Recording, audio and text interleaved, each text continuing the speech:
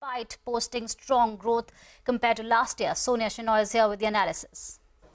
Well, thanks a lot for that. So as you rightly pointed out, it's a mixed bag for Maruti this time around. The top line seems to be quite strong because it was a healthy 13% volume growth that the company clocked in.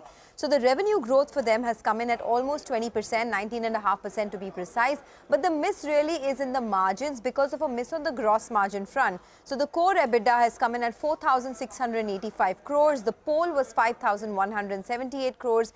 And the margins for Maruti have come in at 12.2% versus an expectation of 13.4%. Now, if you compare it year on year, the margins still look good compared to 10.5% last year. 12.2% is a good rise. That's largely because of lower raw material costs, better operating leverage and a better product mix as well for the company. If you look at it, the net profit growth has been very strong, up almost about 47.8%.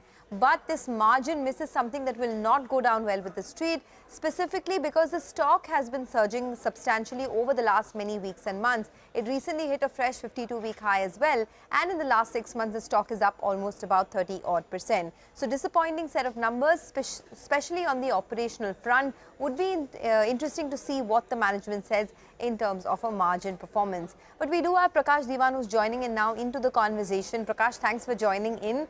Your views on Maruti, and given the kind of run-up we've already seen in the stock, would you expect some profit taking on Monday?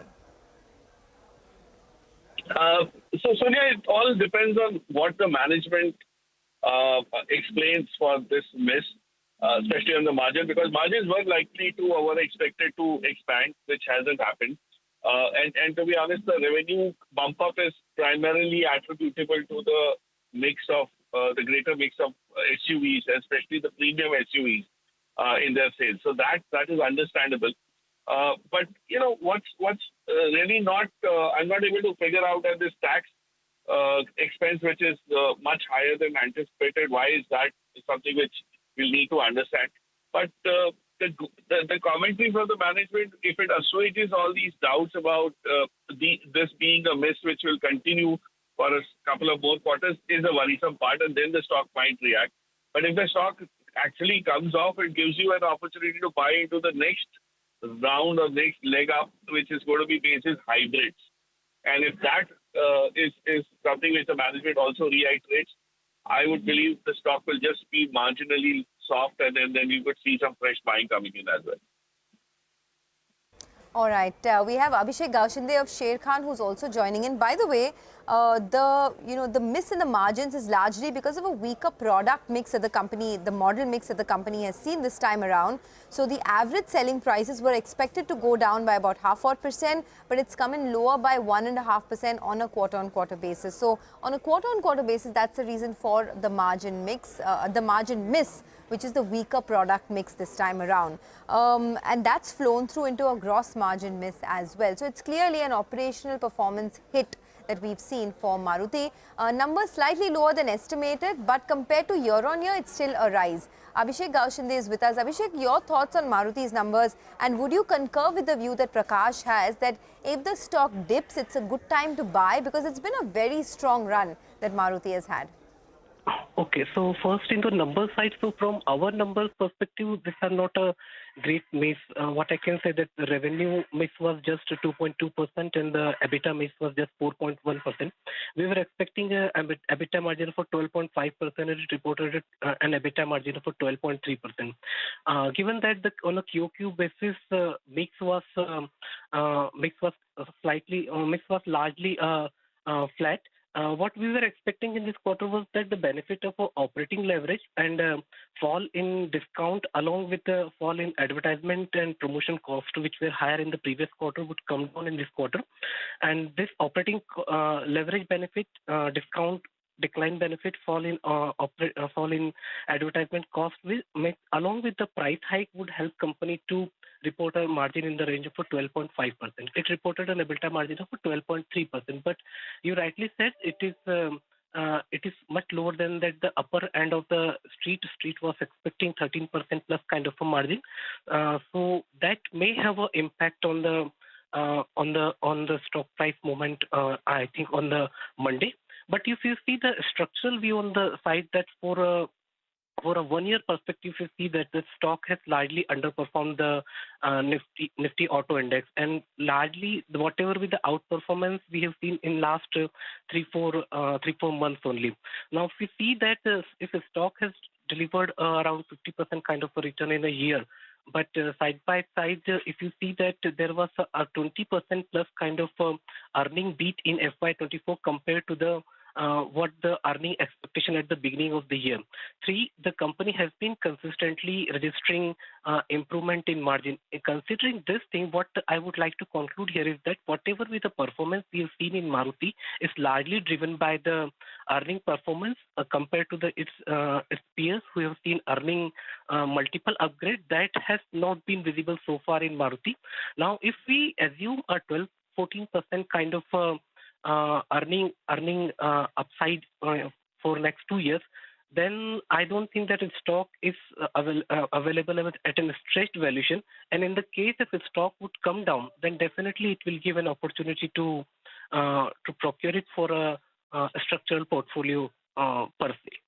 All right, gentlemen, thanks a lot for joining in and explaining to us. So, Maruti overall has been a miss on the margin front, slightly lower than what the street was estimating. Nothing alarming really. Revenue growth is healthy, profit growth is good, but margins were subpar compared to street estimates. On a year-on-year basis, the margins though have seen a good jump because of lower raw material costs and a better product mix year-on-year.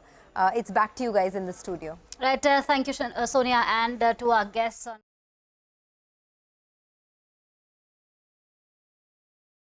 Months, less than that now actually, that the new government will have a very good base from which to go forward.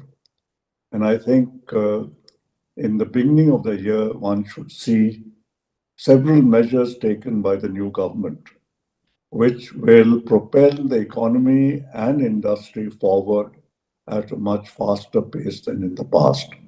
So if that happens, and I think there's a good chance that will happen, I think the car industry should also look forward to a year which is pretty good in all respects. Thank you, sir.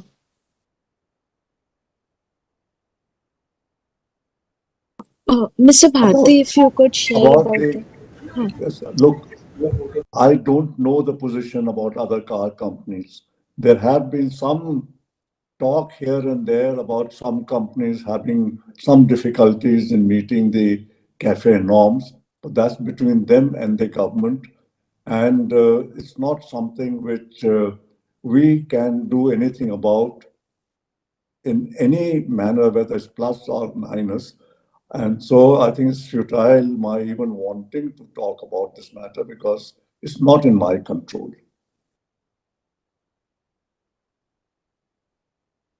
Okay, sir. Okay.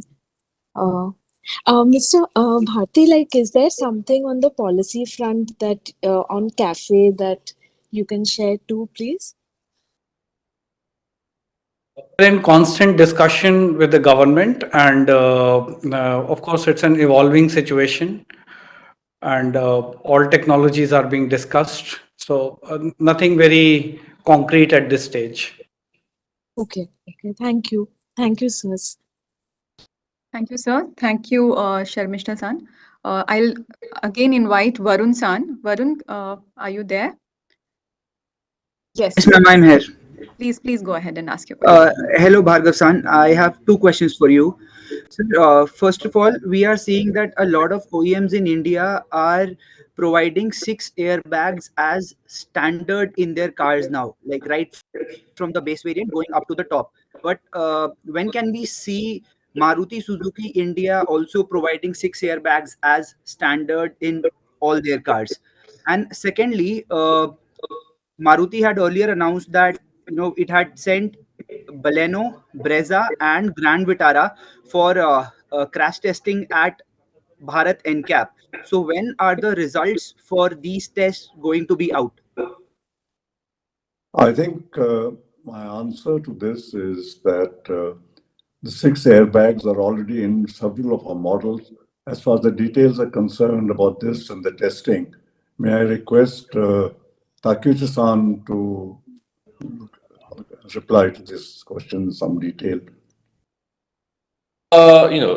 Six year back, we are also working towards, having 6 year back as a standard on some models already. And we will continue this for the models to come to be introduced into Indian market.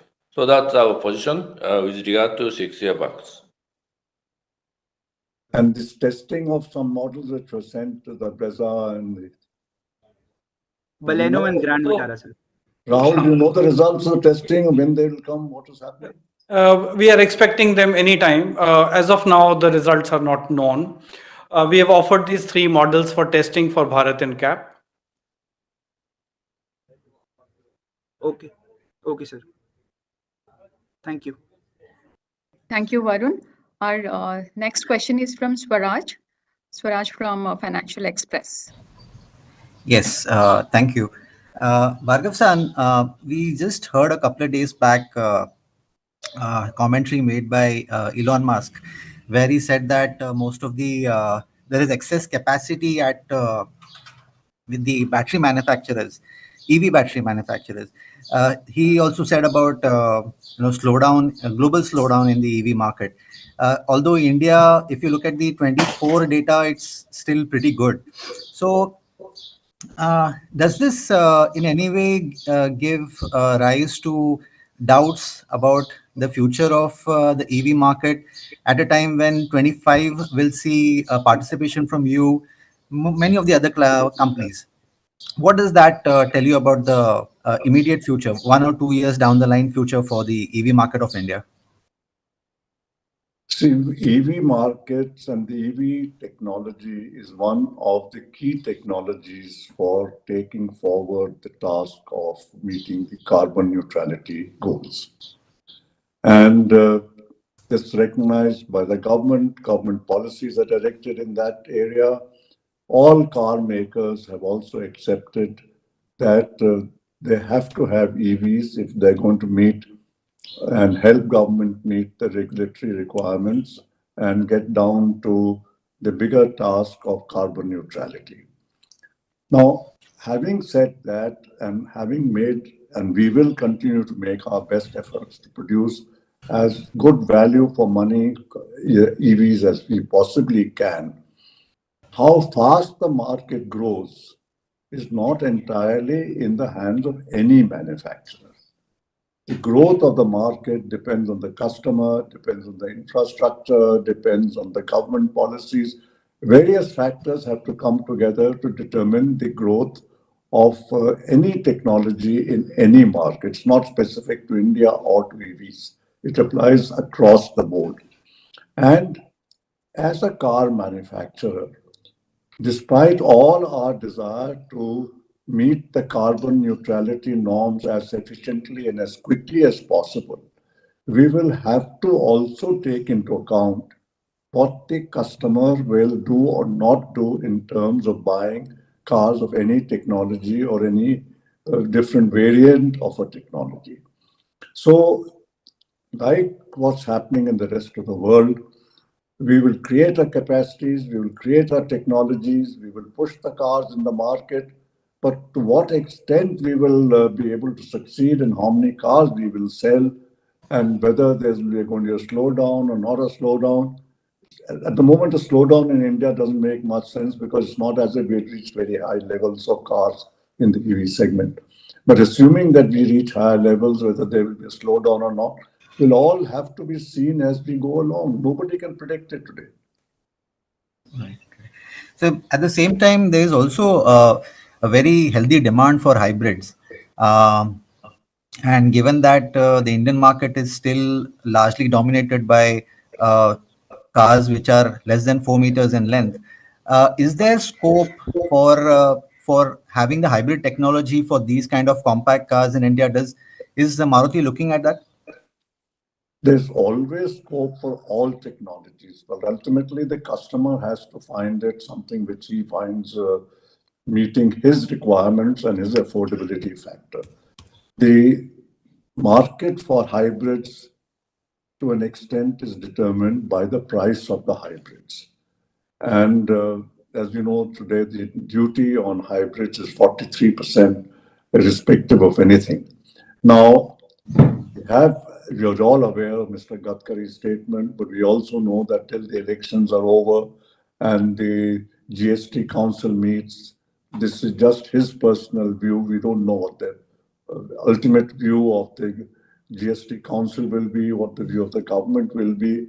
So, Suraj, I would say let's wait a few months and let's see what happens. I think that will then determine what the future and how far the expansion and how quickly the expansion of hybrids and EVs and others will take place. I think we have to wait for more data. Just one last Thank question. you, sir. Sorry, Swaraj, I'll have to Sure. take you back in the queue. Our next question is from Tushar Deep Singh. He's from NDTV Profit. And once again, I request everyone to limit your question to one at a time, please. Let us give fair chance to everyone. Tushar San, please go ahead. Good afternoon, gentlemen. A couple of questions. Stellar numbers this year. Are you expecting a repeat of the same performance in FY25, provided that will be coming off the same high base? What is your, in that sense, what is your expectation of the industry? So will you grow faster than the industry in this year or not? Mr. Bhargava, if you can. No, what is the expectation from industry? As in, will you still grow at the same pace that you have? I mean, will there FY25 be another year of record-setting numbers? As I said, Tushar, I'm optimistic of what will happen this year. But my optimism will not necessarily mean what is actually going to happen. And again, here, like I said a little while ago, please wait for the new government to be formed. Please wait for the new policies to be announced in the next month or two after that. I think when we meet again next time, I will be able to give you a much clearer idea of what to expect in this year and what kind of things are likely to happen. All right. Second question would be... Thanks. Yeah, just one question. Tushar San, I'll have to come back to you, please. Sure. I'm really sorry. Our next question is from Varun Vyas from Reuters. Hi, am I audible? Yes, please. Kindly go ahead. So we saw that your total expenses in Q4 had gone up about 16% because of a 10% jump in input costs. And I was wondering if you could tell us about what these costs were and what factors there are, and if you expect them to continue into the Q1 as well. Arnab? Yes, sir. If you look at the Q4 volume, the volume itself is significantly higher. The Q4 volume is higher by about 19%. So some of the costs are volume linked, which is happening. There is no specific abnormalities in the cost. It's predominantly volume link, and we expect the cost going forward to be in line with the volumes. Okay, thank you. Thank you, sir. Our next question is from Hanada San from Nikkei. Hanada San, may please go ahead and ask your question. Yes, please. I would like to ask about the market share. The latest annual market share in passengers vehicle market of Maruti Suzuki is something around 42%. And although this is the largest compared to the other competitors, but still it's below the Maruti Suzuki's target of 50%. And how do you take this number, and what do you think of the reason why still Maruti Suzuki is still under its 50% market share goal, even after the launching the new SUV like Fronx or other models? What is your insight of this current market share? You know, market share is a function of the total size of the market, the growth of the market as totality, and the capacity of individual companies to manufacture and, of course, then sell those cars in the market. Maruti, as you, I think, know, in the last 2-3 years, had a limitation of capacity in manufacturing the bigger cars when the market shifted towards bigger cars from smaller cars, following the sharp increase in the relatively sharper increase in the smaller cars. We did not anticipate that there would be such a big increase in the costs happening there, and that it would have such a big impact on the market. So our production capacity got somewhat out of tune with the market requirements. It took us time. We have adjusted to a large extent. And as you see, we are now becoming, I think we are now the largest SUV market sellers, or number two, Rahul. But anyway, we are increasing sharply our market in the bigger cars. And I expect that as our total capacity also increases for production cars. You know, we just added 100,000 in Manesar. And that is the only addition which is going to happen now. Next year, we will start the first unit in Kharkhoda.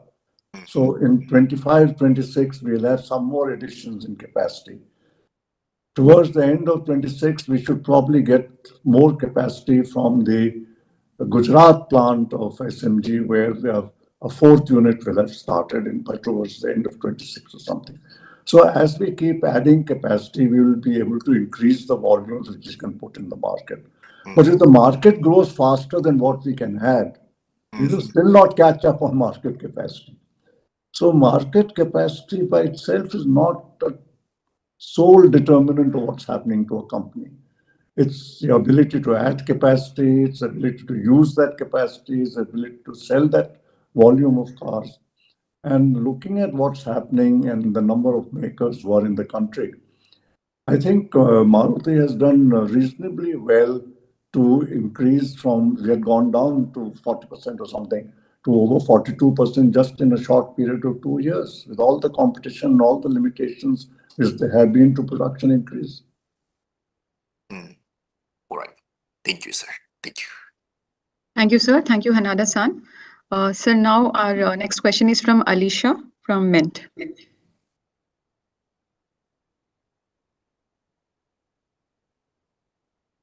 Alicia, we cannot hear you.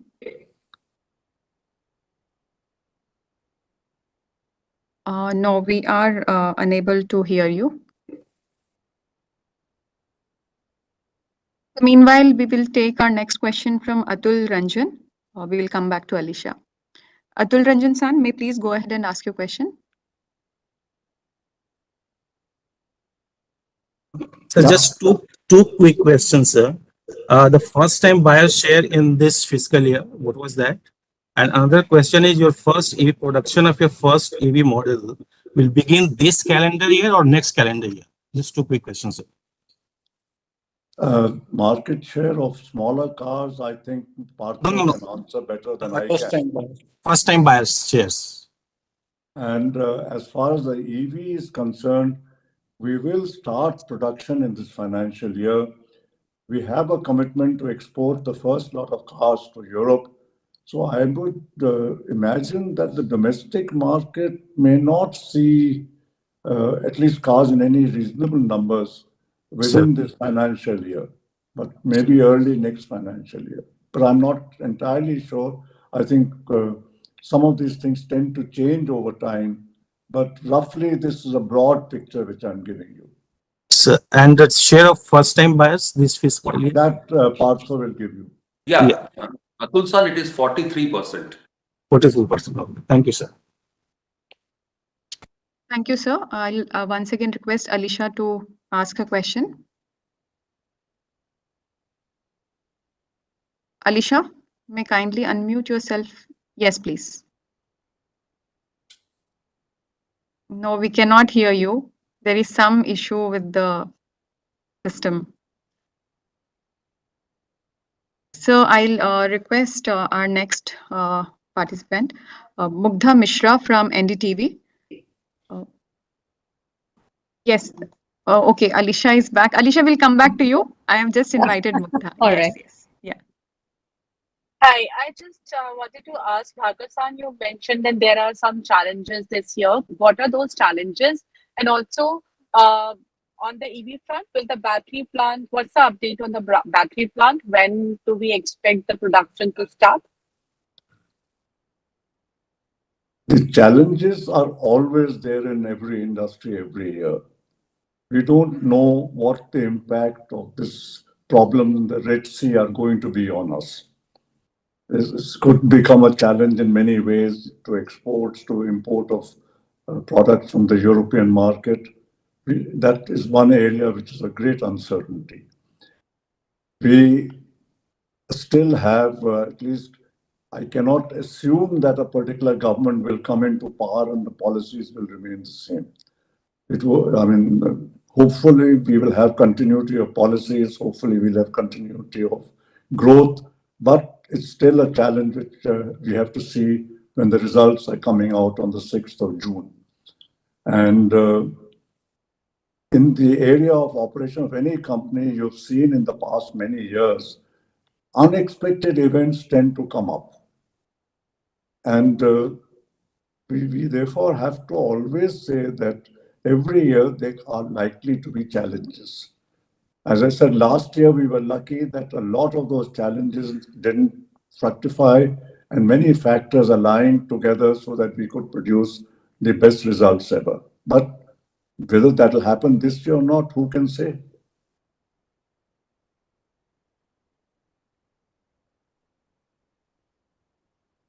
Thank you, sir.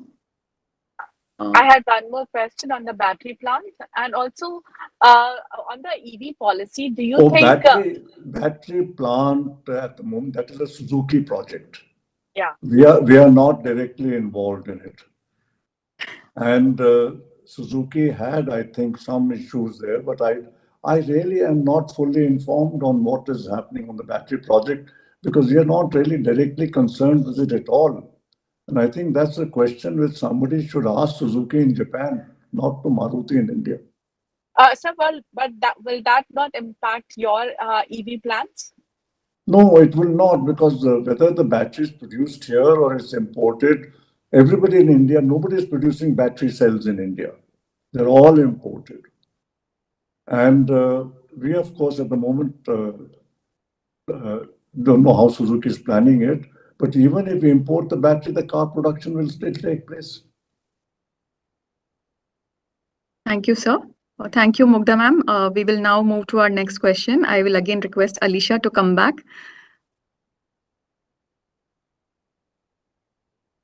Alicia, son. I think there's a problem with her system. Yes, sir. I think not a good day for her today. Okay, I'll take the next question from Arup Roy from Deccan Herald. Bhargav-san, congratulations to you and the management team for what has been a very strong FY24. Thank you. Going forward for FY25, do you expect some sort of a rebound in the entry-level hatchback segment, or do you expect the share of SUVs in your total sales to remain as strong as it was in FY24, or even perhaps strengthen further? I think a rebound in the current financial year is a little optimistic. I don't think it's too early. It's too early. It won't happen so quickly. It'll take more time. And therefore, the SUVs will still remain the dominant segment in the car market. And the small car market, I think, is not going to happen this year, maybe not even in 25.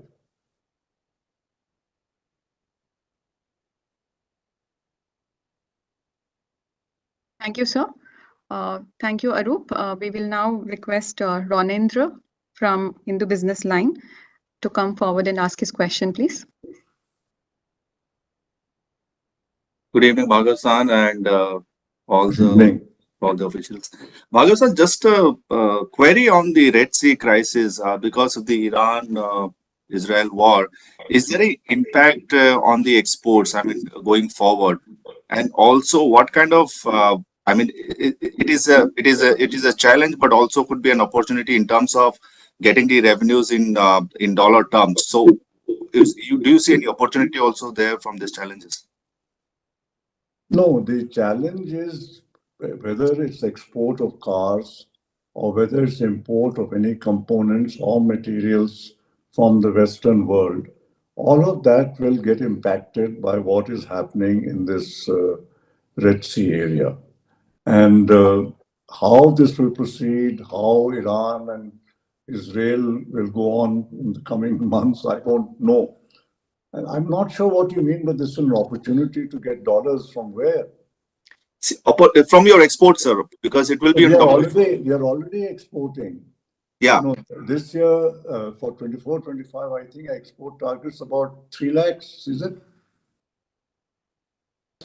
3 plus. So that, and talking of that, I might tell you that today Maruti is totally surplus in its foreign exchange earnings. Our export earnings are about double our total outgoes in terms of imports and royalties. So we are actually a net foreign exchange earner for the country. That is what I asked, sir. So do you see an opportunity out of this crisis? That's what I was asking. We are increasing our exports from about 280,000 to 300,000. 300,000, yeah. So it should mean more dollar earnings this year, provided nothing is disrupted by this Red Sea crisis. Yeah. All right. Thank you, Bharat. Thank you, Ronnie. Our next question is from Sumana Sarkar from Financial Express. Mr. Bhargav, for your stellar results.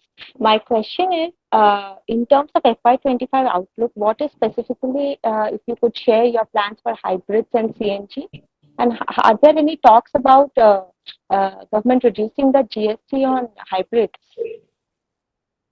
See, as I said a little while earlier, we still have to wait a few months before we get to know for sure what the government is planning to do about the GST on hybrids. And it makes a huge difference whether the hybrid GST remains at 43% or whether, as Mr. Gadkari had mentioned, it comes down to, say, 12%. I think that will make a big difference in the demand for hybrids. So it's very difficult for me to predict today what will happen to hybrids in the second half of this year, for example. We have to wait and see. And what was the other part of your question? Your outlook for hybrids and CNG, the kind of market share. CNG, I believe this year's target for CNG is about 6 lakhs. How much is it? Yes, sir, 6 lakhs. 6 lakhs. So we are going up from 4.5 or something to 6 lakhs this year. To 6 lakh CNG cars this year. Thank you. Thank you, sir. Our next question is from Ketan. Ketan, please ask your question. Sir, you are very optimistic about the future, and Maruti has been consistently outpacing the market, and the SUV heft is just playing out. So do you anticipate this double-digit growth momentum to continue, and 2 million domestic sales is a distinct possibility in the coming year, given the fact that you expect the economy to sustain, growth to sustain?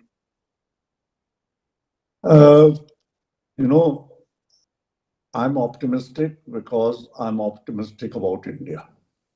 And if I'm optimistic about India, I have to be optimistic about the car industry. Now, as I said, we will know for sure how much my optimism is valid in a few months' time.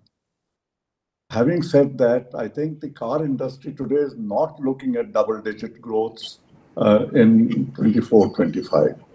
SIAM is looking at a much lower rate of growth, partly because last year was a high growth and so therefore the base has become higher.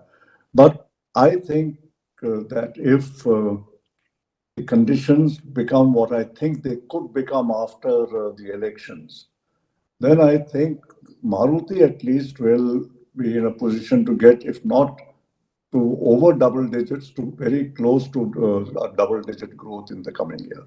We should try and aim for that because I think the market will accept a lot of But the market will be very optimistic also about the future, and that means people will be willing to buy cars. I think inflation is going to be under control in 24-25, and that will possibly lead to a reduction in interest rates in the second half of the year. If that happens, that will give a further boost to car demand. Right. Thank you for that, sir. If I can get one question for Rahul-san. Rahul-san, any updates on the Cafe 3, the next version, and what are the targets set, and when are they likely to be enforced, even as we grapple with the previous, whether people are meeting or not? I believe Maruti is meeting. So what's the next step? When does that come into play, and how are you placed on that? Lot of questions. So yes, you're right. Maruti is probably has the least CO2 average emission per car, and we with a good margin over compliance level. While not all players are within that zone. The next phase of Cafe will obviously be from 2027 because it was a 5-year phase. It will be a discussion between the government and industry as to what parameters, what should be the CO2 target, etc. So that will be in discussion. The enforcement of it, that is because the previous version enforcement is still we don't know how it is going to be implemented. Yes, because enforcement, you mean penalty. Actually, Yeah, the that's first correct. 3 quarters had a different formula and quarter 4 had a different formula. So that is introducing some complication in the calculation, etc., or what rules will be applicable. And whether pooling or carry forward, carry back is being considered. But yes, for Cafe 3 to be implemented in 2027, the figure has to be decided. Okay, thank you. I'll come back in the queue. Thanks, Ketan. Thank you, sirs. Our next question is from Darshan Nakhwa from Informist.